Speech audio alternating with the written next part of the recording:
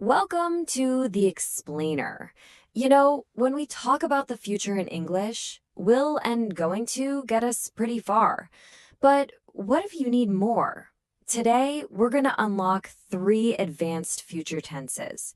These are the tools that'll really make your English sound sharp, confident, and professional, especially when the stakes are high. Okay, let's put this into a real-world situation.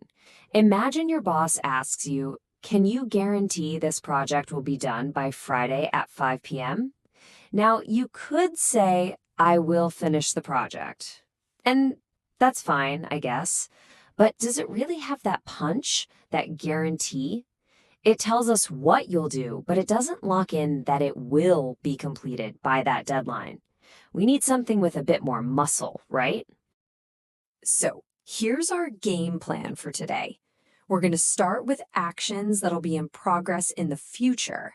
Then we'll tackle how to talk about actions that will already be completed. After that, we'll get into emphasizing duration, how long something will have been happening. And of course, we'll tie it all together and you'll get a chance to practice. All right, first up, the future continuous. Think of this as your go-to tool for talking about an action that's going to be in the middle of happening at a specific point in the future. And the formula for this, super easy. It's just your subject plus will be plus your verb with an ing at the end. Simple as that. So what's this tense really for? Its main job is to paint a picture. You're telling someone what will be in progress at a certain future moment. It's kind of like you're fast forwarding and looking at a snapshot in time. You can use it for temporary events or even to make a pretty good guess about what someone will be up to. Let's see it in action. If you say, "I'll be presenting on Friday," you're describing what you'll be in the middle of doing that, which is why you can't go to lunch. Or how about this one? "I suppose you'll be feeling too exhausted." See, that's a classic assumption about a future state. And "they'll be arriving late." That shows you're pretty certain that at the expected arrival time, the action of arriving will still be in progress, all because they're stuck in traffic now. Okay, let's level up. Our next tool is the future perfect. And trust me, this one is a game changer for talking about deadlines and promising that something will actually get done. The structure here is subject, then will have, and then the past participle. The third form of the verb, like finished, eaten, or gone. Now, here's the key thing to get.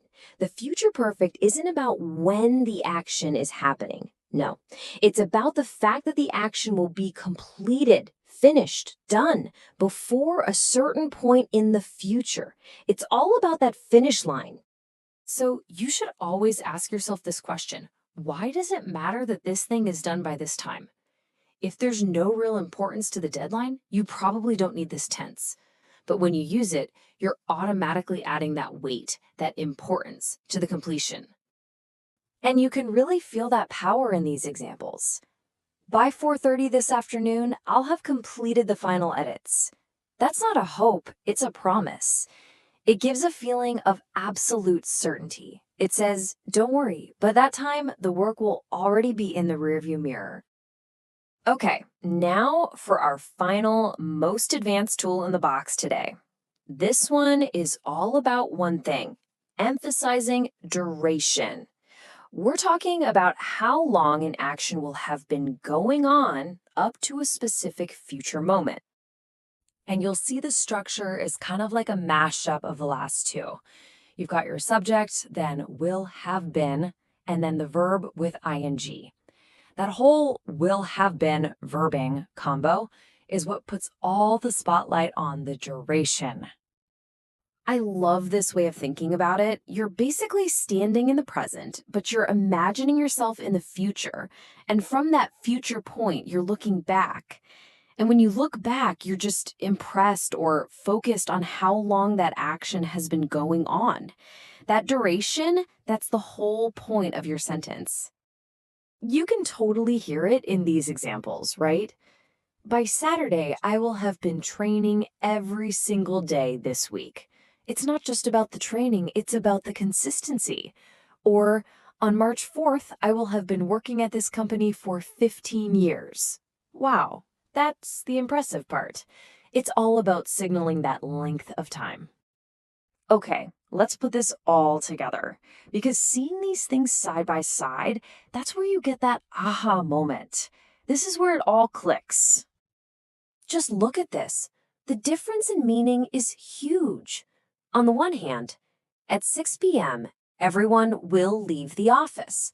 That means at 6 o'clock, people start grabbing their coats, shutting down computers. The action starts at 6. But at 6 p.m., everyone will have left the office. Whoa. That means by the time the clock strikes 6, the place is a ghost town. They're already gone. One is a starting point. The other is a state of completion. Totally different worlds. Okay, quick tip for you here, and this is a big one that'll help you avoid a really common mistake. There are certain verbs, we call them stative verbs, like know, love, believe, own, that describe a state, not an action. You just can't use them in any continuous tense. It sounds, well, wrong. So you'd never say, I will have been knowing him. Nope, you just say, I will have known him. Easy fix. All right, you've been listening patiently. Now it's your turn. Let's do a quick little quiz to see how these new tools are feeling. No pressure, just a little practice. Okay, first one. Take a look at this sentence and think about it for a sec. What's the focus here? Is it about an action being completed by a deadline? Or is it about an action that's going to be in progress? You got it. It's will have graduated. Why?